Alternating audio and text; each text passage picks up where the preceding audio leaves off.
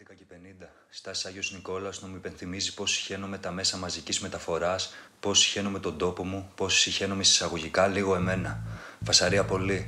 Αν κάποιος ερχόταν με τσαμπουκά και μου έλεγε σηκώ μαλακισμένο βρωμιάρικο να κάτσω, θα σηκωνόμουν αμέσως, χωρίς δεύτερη σκέψη. Με ένα δειλό χαμόγελο ραμμένο στο στοματάκι μου το όμορφο, το οποίο θα επενεί τα μυαλά του μαλάκα που δεν αγαπήθηκε ούτε αγάπησε ποτέ στη ζωή του. Ακόμη μια ξένη γλώσσα. Πιθανότατα ακούει ποδόσφαιρο. Ή του δίνουν οδηγίες για το πώς να μας σκοτώσουν. Αχ, αυτή η αδιαστικά κοινωνία. Τι μυαλά μας έχει φτιάξει. Τελικά κρυφοκοίταξε να δω τι βλέπει. Βλέπει κάτι βραδεία. Δεν ξέρω από τι.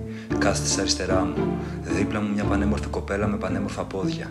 Έχει βάψει τα νύχια των ποδιών της μαύρα. Είναι εγωιτευτική.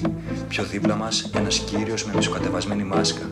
Φαίνεται πολύ μπερδεμένος. Πιο δίπλα δεν βλέπω. Τα έχει καλύψει όλο το κοινό του το βλέμμα. Απέναντί μου, ανοιχτές πόρτες του ΙΣΑΠ. Βάρετο τουλάχιστον, κανένα απολύτως ενδιαφέρον. Τα πόδια άραγε, γιατί να είναι τόσο σεξι.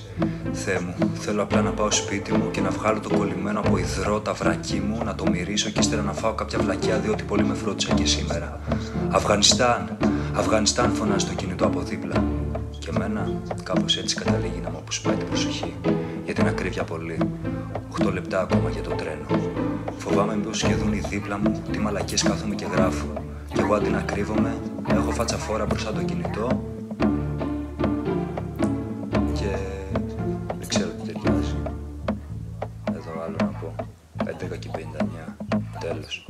Η κοπέλα δίπλα μου μου χαμογέλασε και συνέχισε για τα υπόλοιπα 7 λεπτά να μου χαμογελάει.